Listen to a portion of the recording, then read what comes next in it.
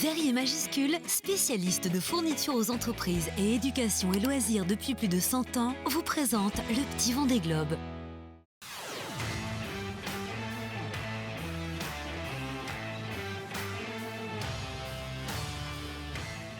Bonjour les petits matelots, bienvenue dans ce nouveau numéro du Petit Vendée Globe, l'émission faite par des enfants, mais pour les petits et les grands.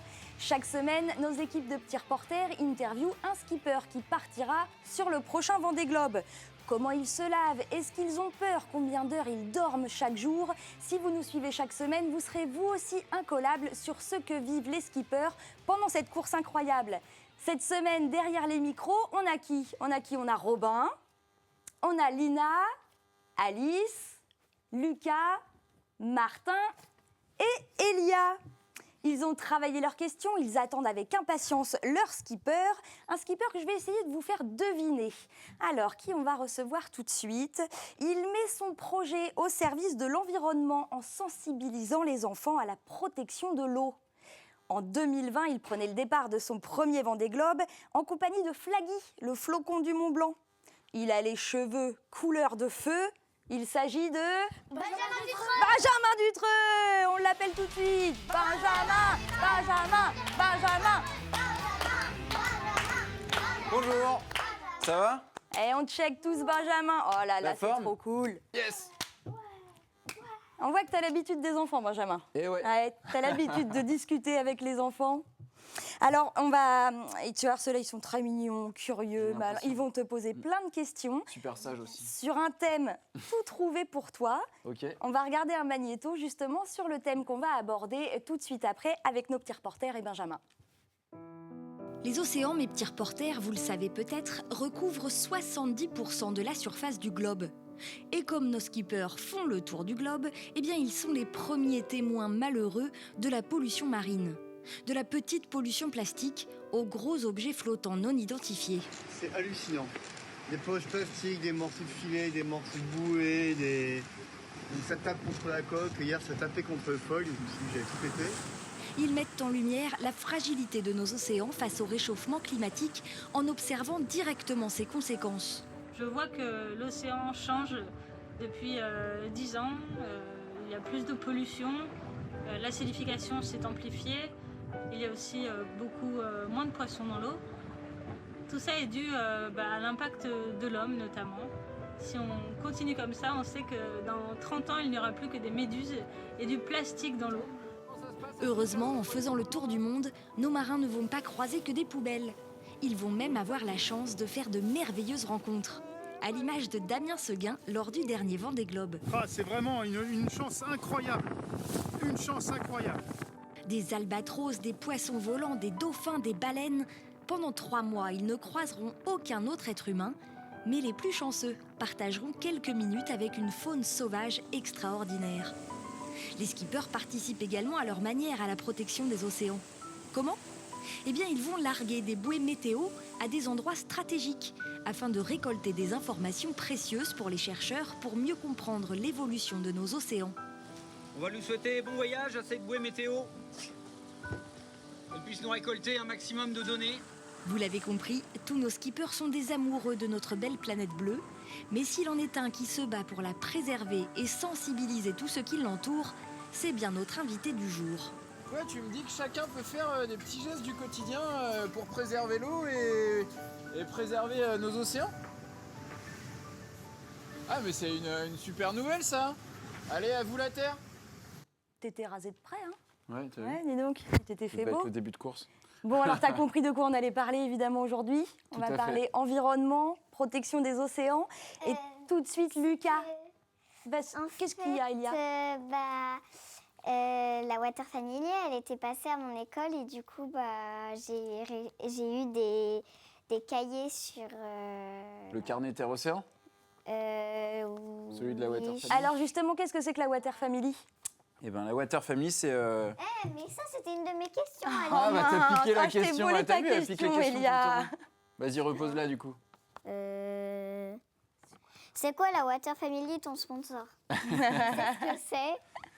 Alors, moi, mon sponsor, c'est Guyot Environnement, et l'association qu'on soutient avec mon sponsor s'appelle la Water Family. Et du coup, c'est une association Donc c'est des gens qui vont dans les écoles, dans les classes pour sensibiliser les enfants comme vous. Comme ils ont fait comme... Exactement. Et voilà, ils font plein d'opérations comme ça, comme ils vont dans ton école. Et là, récemment, ils ont lancé un programme avec notre appui et nos sponsors qui s'appelle Water Forest School. C'est-à-dire ce que tu as fait dans ton école, et ben maintenant, ils vont le faire en forêt. Super. Voilà, et en fait, c'est plein de petites thématiques sur l'environnement, sur comment on peut mieux protéger l'eau qui nous entoure. Lucas, tu avais une question? Oui, est-ce que tu trouves que la mer est plus polluée qu'avant? Enfin, que ces 10 dernières années Écoute, je pense pas que j'ai le recul, en tout cas, de me dire que la mer est plus polluée qu'avant. Moi, je suis pas un scientifique, et puis la pollution, tu sais, c'est pas forcément que ce qu'on voit. Donc des fois, en effet, on peut croiser des déchets en mer, etc. Mais ça, finalement, c'est une partie toute petite, toute minime de la pollution. Par contre, en effet, quand on écoute les scientifiques, eux, ils arrivent à analyser l'eau. Et en fait, dans l'eau, il y a plein de microparticules, donc plein de petits éléments qu'on ne voit pas, qui sont dans l'eau, qu'on appelle des microplastiques, par exemple. Et ça pollue énormément l'eau. Et parce qu'après, il y a les poissons qui vont les manger, et nous, on mange les poissons. Tu vois, et donc là-dessus, moi, je m'appuie plutôt sur les compétences des scientifiques et des explorateurs qui ramènent plein de données aux scientifiques pour pouvoir les exploiter. Et du coup, ça nous fait dire que quand même, oui, la mer est de plus en plus polluée. Alice? Mais c'est que je crois que c'est le premier skipper qu'on a eu aujourd'hui. Il avait dit qu'il avait vu un frigo dans l'eau. Ah bah oui, c'est possible, on croise plein de choses. Tu sais, tout ce qui part... Est-ce que, tu vois, par exemple, le frigo, s'il a été jeté à la montagne, par exemple, dans une rivière, et ben finalement, il va terminer à la mer. C'est ça qui est assez dingue, c'est que toute l'eau qu'on va polluer en amont, dans les montagnes, de la neige, etc., bah, tout ça, ça va retourner à la mer. Donc en fait, après, c'est la mer qui va être polluée. C'est pour ça qu'il faut jamais jeter ses déchets par terre. Voilà. Ah, Lina, je crois que tu as envie de dire quelque chose. les animaux que tu croises le plus souvent? Les animaux que je croise le plus souvent, sans faute, je dirais les dauphins. Les dauphins, on en croise beaucoup. Quasiment à chaque sortie, dès qu'on va un peu vers le large, on croise des dauphins. Après, moi, j'aime bien croiser, c'est les oiseaux aussi, parce qu'on parle souvent des poissons, etc. On n'en voit pas beaucoup, finalement, à part des dauphins, de temps en temps des baleines. Tout à l'heure, on avait vu un dauphin bonne sœur, etc. Mais en fait, nous, ce qu'on regarde, moi, ce que j'aime bien regarder, c'est aussi les oiseaux. À chaque fois, suivant les pays sur le long desquels on passe, on a des oiseaux qui sont très différents, qui sont plein de types différents. Et ça, c'est assez chouette de les voir se dire, mais comment ils peuvent vivre aussi loin de la Terre. Martin? Mais c'est que juste après Lina, je devais poser une question. Ah, bah pose ta question, vas-y. Quel animal aimerais-tu voir? Quels animaux j'aimerais bien voir? Alors, ouais, une licorne, Pas ce sûr serait qu'il voit chouette, des mais licornes. malheureusement, j'en ai jamais Bah, croisé. s'il est très pour l'instant, fatigué, voilà. peut-être qu'il peut voir C'est une ça. licorne. Moi, j'en ai une question à poser. Ah, vas-y, pose ta question alors. Mais il n'a pas eu le temps de Bah répondre. ouais, j'ai pas répondu. Attends, 2 quels secondes. animaux il Alors, aimerait voir? Quels animaux j'aimerais voir? Écoute, j'aime bien voir tous les animaux parce qu'à chaque fois, ils sont dans leur environnement sauvage. Différent. Ils sont pas enfermés, donc ils sont super. Voilà, n'importe lesquels. Est-ce que tu as déjà vu des baleines? J'ai déjà vu des baleines, mais de très loin, mais c'est pas plus mal. Est-ce que tu as déjà vu un requin? Alors, j'ai déjà vu un requin, mais pas un requin blanc, pas ceux avec les grosses dents, pas un requin blanc. J'ai déjà vu des requins qu'on appelle des requins pèlerins, mais qui sont... Pourquoi qui tu sont, n'as pas vu qui des sont requins plus gentils. marteaux? C'est mieux. Non, pas tout à fait, non. C'est un autre. C'est un autre qui mange du plancton. Attends, Lina. Mais Ah, y a- la baleine, c'était une baleine bleue ou une baleine à bosse? Eh ben, bonne question, elle était trop loin pour savoir exactement. Et comme on voyait sur la vidéo de Damien, on voit le geyser, donc on sait que c'est une baleine, mais nous, tu sais, on n'est pas des spécialistes, alors des fois, on ne sait pas exactement quel type de baleine c'est. Et tu sais que maintenant, par exemple, quand on croise une baleine, eh ben, on essaie de prendre une photo de loin et on l'envoie dans un système informatique. Et comme ça prévient les scientifiques et les autres concurrents qu'à cet endroit-là, potentiellement, il y a des baleines. Robin, tu avais une question toi aussi? Est-ce que le réchauffement climatique se ressent sur les tempêtes, Sur la météo, quoi. sur la météo? Eh ben, un petit peu, des fois, c'est vrai que... Alix. Je pense que, étant donné que la température évolue, et ben forcément la météo évolue avec. Étant donné qu'en fait, ce qui crée les changements de météo, c'est des changements de température en fait. C'est ça qui crée le mouvement. Et donc du coup, forcément, le changement climatique évolue un peu et fait évoluer en tout cas la météo. Nous, on le voit un peu sur nos courses par exemple. Et ben nos courses ne sont jamais les mêmes. Ça évolue tout le temps. On n'est jamais exactement sur les mêmes courses parce qu'en fait, la météo évolue tout le temps. Les dépressions et les anticyclones sont jamais vraiment au même endroit. Mais particulièrement dans ces dernières années, on observe des grosses différences par rapport aux 10 dernières années.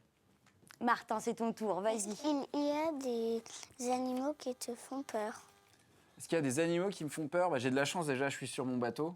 Donc non, il n'y a pas trop d'animaux qui me font peur. Et tu sais, les animaux, tant qu'on les embête pas, ils nous embêtent pas. Donc voilà, on essaie juste de ne pas les embêter. Lucas? Qu'est-ce que tu fais de tes poubelles quand on remplit? Qu'est-ce que t'en fais? Je jette par-dessus bord. Évidemment Ouais, que non. Il y en a pas un qui ça vous a pas choqué. Mais non, on fait pas ça. Vous m'avez pas dit ça. Moi, j'étais prête à dire ton sponsor, c'est la voiture famille. Ah oui, voilà, c'est ça, exactement. Et non, les poubelles, on les garde à bord du bateau. En fait, on essaie de garder tous nos déchets à bord du bateau, dans une poubelle. Et après, dès que la poubelle est pleine, on va la mettre tout à l'avant du bateau. Il y a une zone qui est étanche. Et en fait, on ferme nos poubelles là-dedans pour pas que ça sente mauvais. Et on les garde jusqu'à l'arrivée. À l'arrivée, on les jette. Et sur les poubelles, t'avais aussi une question, Robin? Ah oui, est-ce que tu tries tes déchets? Est-ce qu'on trie nos déchets? Alors non, on les trie une fois qu'on arrive. Mais tu sais, nos déchets, on en fait très très peu. Par exemple, moi, une poubelle, ça me dure presque plus de 2 semaines. Une toute petite poubelle. Parce qu'en fait, tous mes déchets, c'est quasiment que ce que je vais manger. Donc, c'est les plats qu'on emmène, qui sont des plats préparés. Et en fait, ça, c'est quasiment que ça, nos déchets. Alice, vas-y. Est-ce que tu vois beaucoup de déchets? Lesquels? Est-ce que je vois beaucoup de déchets? Un petit peu, mais pas tant que ça, j'ai l'impression. Après, c'est vrai c'est tellement immense, l'océan et la mer, qu'il y en a forcément beaucoup. Et nous, on passe pas dans les endroits où on en voit le plus. Donc on en croise de temps en temps. Mais ce qu'on croise beaucoup, par exemple, c'est ceux que tu croises sur les plages, c'est les mêmes, c'est-à-dire des mégots de cigarettes, des bouteilles d'eau vides. Voilà, plein de petits déchets comme ça qu'on croise, les mêmes que ceux que tu peux croiser sur la plage. Est-ce que tu pollues beaucoup en faisant le Vendée Globe? Est-ce qu'on pollue beaucoup? Ça, c'est une bonne question, parce qu'en effet, quand on fait des bateaux de course et qu'on fait la course, forcément, on pollue un peu, mais comme tout le monde dans la vie.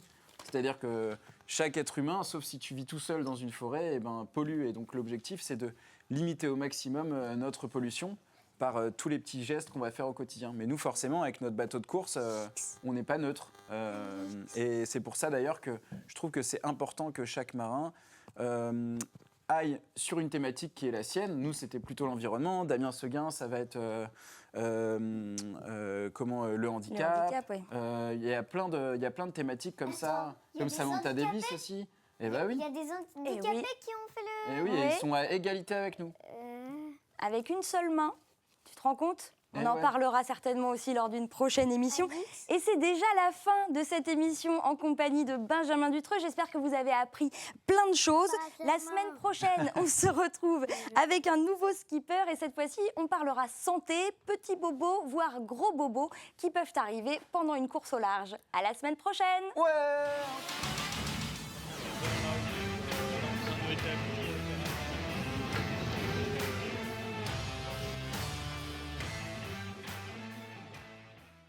C'était le Petit Vendée Globe avec Verrier majuscule, votre spécialiste de fourniture aux entreprises et éducation et loisirs.